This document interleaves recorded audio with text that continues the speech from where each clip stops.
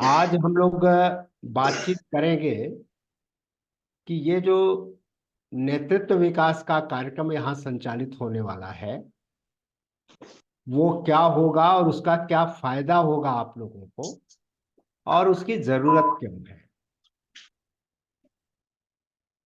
नेतृत्व का अर्थ तो समझ ही रहे हैं कि जो समाज को एक दिशा दे, समाज में कुछ काम को आगे लेकर चले, जो अगुवा होता है आगे लेकर चलता है, पहल करता है, मोटे तौर से उसी को माना जाता है कि वो हमारा नेतृत्व करता है। इसको और भी हम लोग सरलता से समझना चाहेंगे आगे जब चर्चा को ले चलेंगे। जो सबसे बड़ा सवाल है एक तरफ कि हमें ये नेतृत्व की जरूरत क्यों पड़ती है या नेतृत्व की आवश्यकता किसी व्यक्ति को कब पड़ती है। क्योंकि जिस चीज के लिए उसकी जरूरत पड़ती है तो स्वाभाविक है जो नेतृत्व करता है उसमें वो गुण विद्यमान होता है। वो गुण होता है तभी तो उसको उस व्यक्ति की या उस समुदाय की जरूरत पड़ती है। ये समझने की पहली आवश्यकता है। आप वैसे देखिए अपने व्यवहारिक जीवन में देखिए कि आपको किसी से सहयोग, किसी तरह के सहयोग की जरूरत कब पड़ती है। जब वो काम आपको लगता है कि आप नहीं कर पा रहे हो तब आपको किसी दूसरे की जरूरत पड़ती है। काम कई तरह के होते हैं, कुछ करना होता है, कुछ सोचना होता है, लेकिन इसके बीच में एक सबसे महत्वपूर्ण चीज होती है निर्णय लेना। आपने मान लीजिए किसी कोई एक समस्या आई, उस समस्या की जानकारी मिली, आपने उस पर सोचना शुरू किया, या आपने कोई योजना आप बनाना चाहते हैं, कहीं आना जाना चाहते हैं, तो आप तय नहीं कर पाते जब कि हमें करना क्या चाहिए, कैसे चीजों को आगे ले जाना है, कैसे उसको प्लान करना है। जब ये नहीं जब ये स्वयं से लगता है कि नहीं हो पा रहा है तब आप किसी ऐसे व्यक्ति की तलाश करते हैं जो आपको एक सही रास्ता दिखा सके, अर्थात वो ये सही रूप में आपको निर्णय लेने में सहयोग कर सके आपका, या आपके बिहाफ पे वो खुद निर्णय ले सके और वो फिर आपको बता सके कि आगे जाने का रास्ता क्या होगा या क्या निर्णय है और उस निर्णय के आधार पे आगे क्या काम करना होगा। वही एक तरह से आपका नेतृत्व हो गया। तब आप उसे कहते हैं कि ये जो निर्णय लेना होता है वो सबसे महत्वपूर्ण होता है। आप देखिए कि बहुत सारे ऐसे क्षण आते हैं आपके जीवन में जब आप अटक जाते हैं, तय नहीं कर पाते कि हमें क्या करना है क्या नहीं करना है। ठीक इसी तरह जो एक समाज होता है, लोग होते हैं, लोगों का समूह होता है, चाहे वो गांव का हो या नगर का हो, शहर का हो या कहीं का भी विद्यालय का हो समूह, वो समूह जब निर्णय लेने में उसको दिक्कत आने लगती है, निर्णय नहीं ले पाता, तब उसको अपने बीच से किसी को आगे लाना पड़ता है या कोई व्यक्ति आगे आ जाता है और वो कहता है कि हम बताएंगे कि क्या निर्णय होना चाहिए, किस दिशा में आगे जाना चाहिए। तो मोटे तौर से जो नेतृत्व है वो आपका एक तरह से मार्गदर्शक है। वो आपको रास्ता बताने वाला है और आपको आगे अपने साथ या आपको साथ लेकर के चलने वाला है। ये नेतृत्व का सीधे सीधे सरल शब्दों में ये अर्थ मान सकते हैं, ये अर्थ उसका होता है। अब जो दूसरी चीज है कि इसकी जरूरत पड़ती कहाँ कहाँ है, हमें अपने जीवन में इसकी आवश्यकता कहाँ कहाँ पड़ती है। एक आवश्यकता पड़ती है स्वयं अपने जीवन में स्वयं के प्रति। जब स्वयं के प्रति बनती है तो वहां पर जब आप अपने जीवन के बारे में खुद निर्णय लेने लगे, किसी की जरूरत न पड़े आपको, तो आप अपने आप के नेता बन जाते हो, स्वयं का नेतृत्वकर्ता बन जाते हो।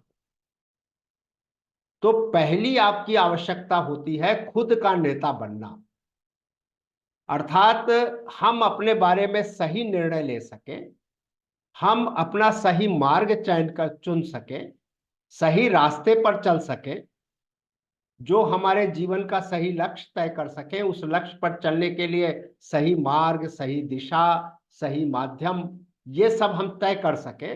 अगर ये हम कर लेते हैं तो हम स्वयं के नेता होते हैं। इसीलिए नेतृत्व का जो गुण है वो हर व्यक्ति के लिए जरूरी है। प्रारंभिक रूप से स्वयं अपने लिए आवश्यक है।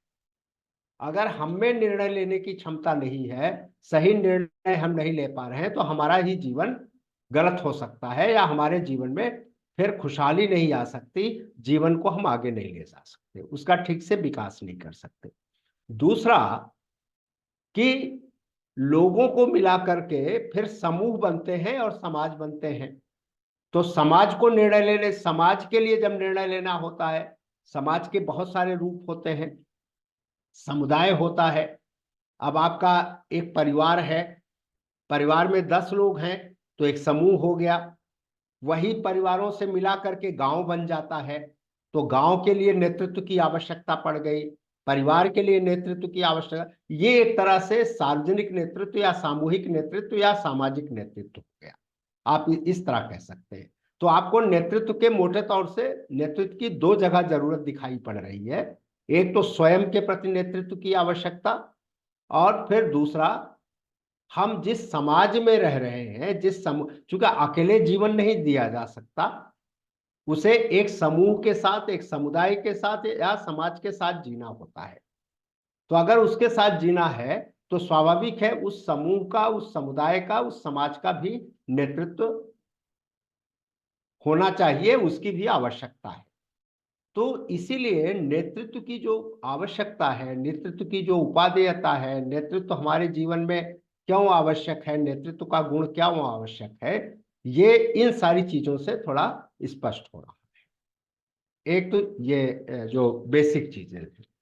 दूसरा ये है कि आज इसको लेकर के इस तरह का एक प्रयास, जैसा कि आपके बैतूल में हो रहा है, दूसरी जगह हो रहा है, या ऐसा बहुत सुनियोजित तरीके से नेतृत्व विकास की बात क्यों की जा रही है, या इसके लिए इस तरह के प्रयास क्यों किए जा रहे हैं।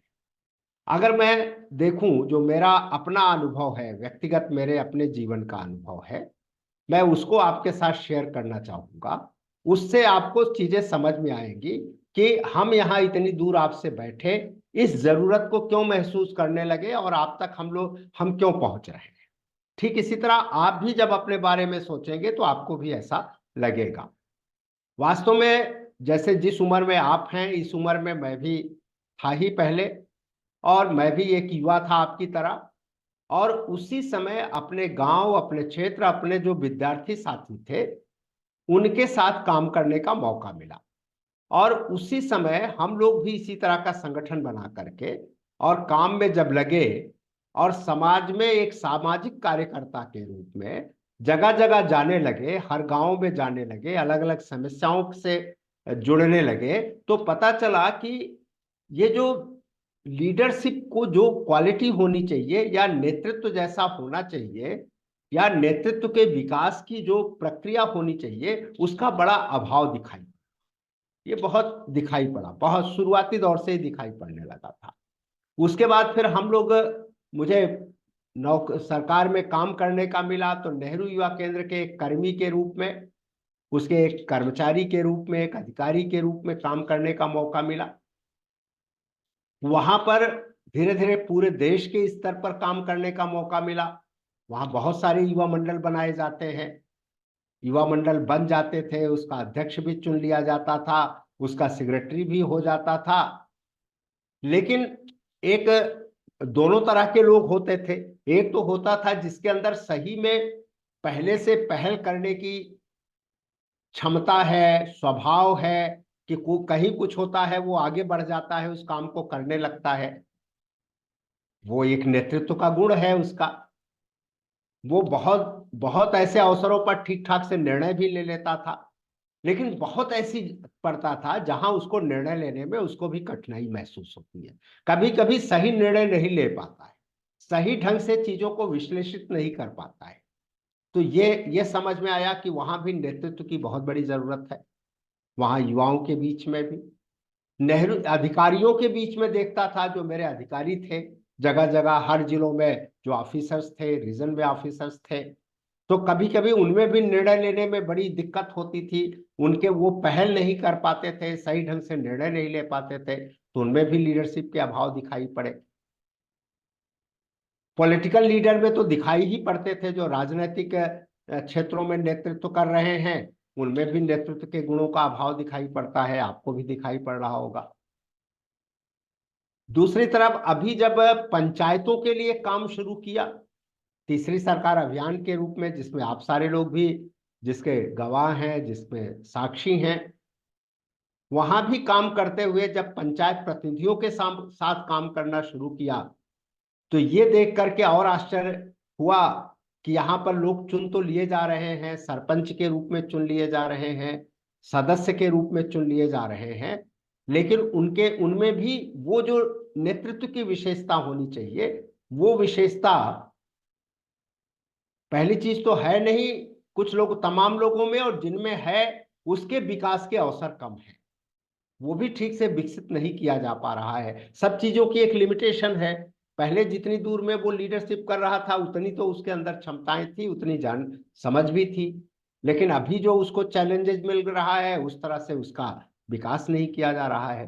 तो सभी स्तरों पर, बिल्कुल सामाजिक क्षेत्र में, राज्य प्रशासन के क्षेत्र में, या सरकार के अलग अलग संगठनों के क्षेत्र में, और अंत में पंचायत के क्षेत्र में, सभी जगह ये देखने को मिलता है कि लीडरशिप का एक बड़ा गैप है, या लीडरशिप ठीक से विकसित होने के लिए उसके लिए अवसर बन नहीं पा रहे हैं।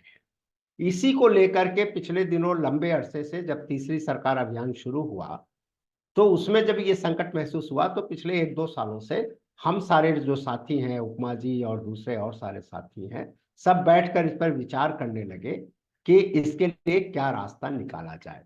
अंत में फिर छुटपुट तो लीडरशिप की ट्रेनिंग हो ही रही थी, नेतृत्व विकास के कार्यक्रम चल रहे थे, पंचायत प्रतिनिधियों को प्रशिक्षित भी किया जा रहा था, लेकिन जो बार बार मैं कह रहा हूं, सही नेतृत्व के विकास का रास्ता नहीं बन पा रहा था। अब यहां एक दूसरा सवाल आता है कि क्या ये जिसको बार बार सही नेतृत्व कहा जा रहा है उसका क्या मतलब होता है। एक तो हो गया नेतृत्व, तो समझ में आ गया, जो लोगों को आगे ले जाता है, जो निर्णय लेता है, जो लोगों को संगठित कर लेता है, ये सारी चीजें तो नेतृत्व की विशेषता में समझ में आ रही है। लेकिन ऐसा नेतृत्व या ऐसी कोशिश जो सबके लिए हितकारी हो और जो एक बेहतर निर्णय ले सके, उस दिशा में आगे ले जा सके, ये बहुत जरूरी था कि कैसे हो। दूसरी चीज ये होता है कि ये भी मान के चलना चाहिए कि हम सब जितने लोग हैं, सब में मूलतः एक जैसी विशेषता है। एक जैसी विशेषता का मतलब सब में एक ही बीज है। जैसे कहीं का भी आम का बीज हो, बरगद का बीज हो, नीम का बीज हो, तो उस बीज में एक समान गुण, सामान्य गुण सभी बीजों में है, होता है, मूल गुण सब में समान होता है। तो हम सारे जितने मनुष्य जाति के लोग हैं, हम सब में एक सामान्य गुण विद्यमान है।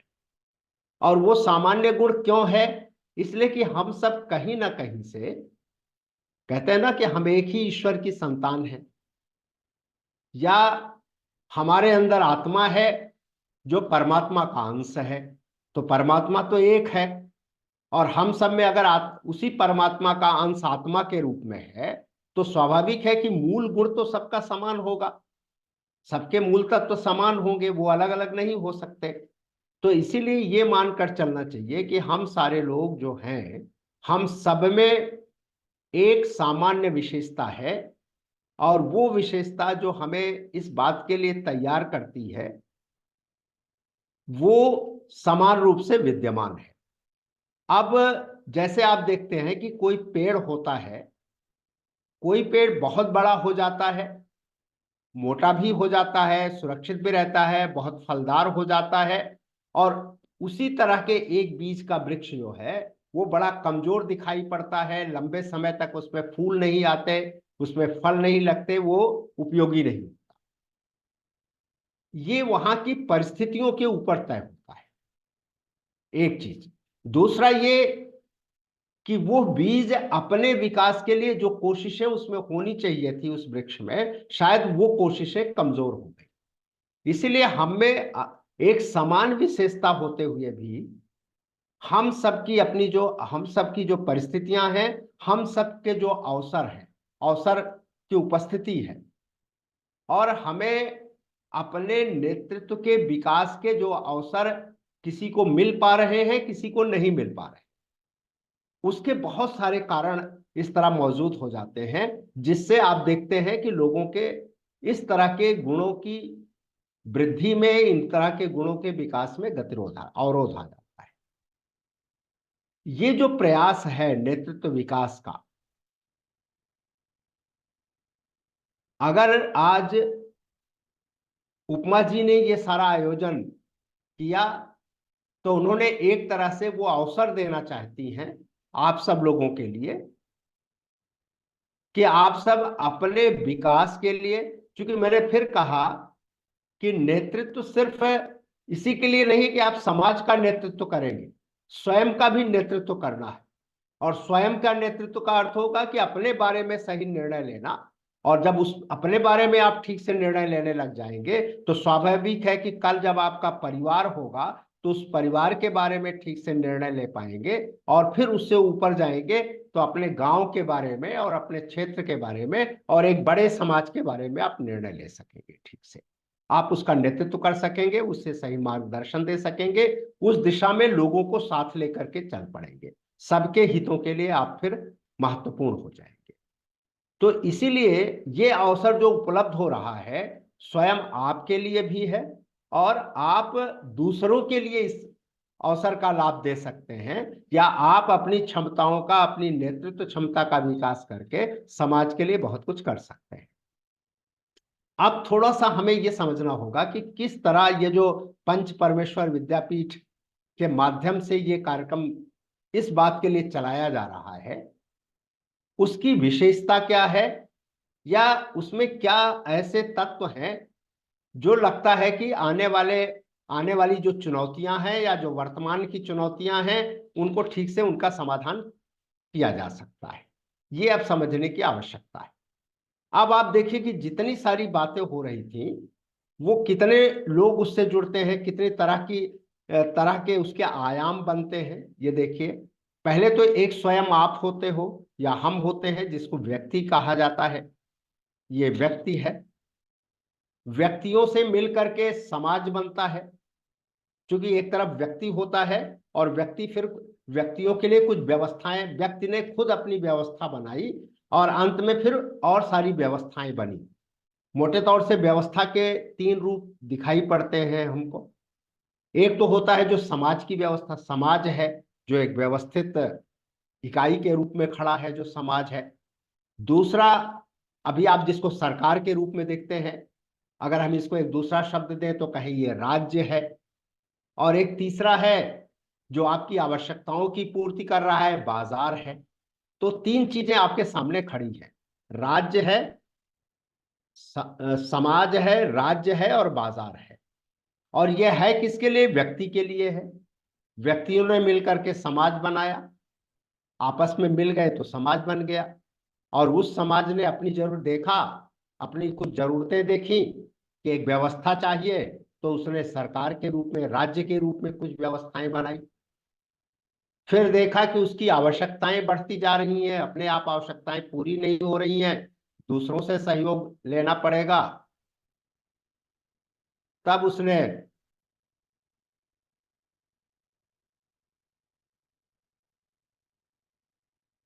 इसीलिए हमें इन सारी चीजों का, जो चीजें कह रहे हैं कि व्यक्ति के बारे में, समाज के बारे में, राज्य के बारे में, बाजार के बारे में, क्योंकि ये सब हमारे जीवन को प्रभावित करते हैं। जीवन इनके साथ मिलकर के चल रहा है। अगर जीवन को बेहतर तरीके से ले चलना है, चाहे वो अपने व्यक्तिगत जीवन को या समाज के जीवन को, या जहां हम नेतृत्व करने जा रहे हैं अपने गांव का या अपने समाज का, अपने क्षेत्र का, ये सारी चीजें इन तीनों से प्रभावित हैं। ये तीनों उसके उसके मूल में है। तो इन तीनों के बारे में ठीक से जानना होगा। स्वाभाविक है कि बिना जाने तो हम समस्याओं के समाधान नहीं कर सकते। समाधान तो इन तीनों से, कुछ सामाजिक समस्याएं हो जाती हैं, कुछ जिसको कहते हैं राजनीति या सरकार या इनकी समस्याएं आती हैं, और कुछ समस्याएं आती हैं जो अर्थ से जुड़ी हैं। तो ये इन सारी समस्याओं के समाधान के लिए कुछ ना कुछ तो रास्ता, मतलब सबको समझने, कुछ ना कुछ समझ सबके बारे में होनी चाहिए, एक चीज। दूसरा ये है कि हम जिस व्यवस्था में रह रहे हैं उस व्यवस्था के बारे में सोचना होगा। फिर जो हम चाहते हैं, जो हमारा लक्ष्य है, उस लक्ष्य के बारे में भी सोचना होगा, और उसके बारे में भी सही निर्णय लेना होगा, उसकी भी समझ बनानी पड़ेगी। तो तीन चार चीजें हो गई। या इसको दूसरे तरह से अगर घुमा के देखें कि जिंदगी का एक कोई मकसद है, हमारा हमारी जिंदगी का कोई लक्ष्य है, या हमारी जिंदगी की कोई आवश्यकताएं हैं, उनकी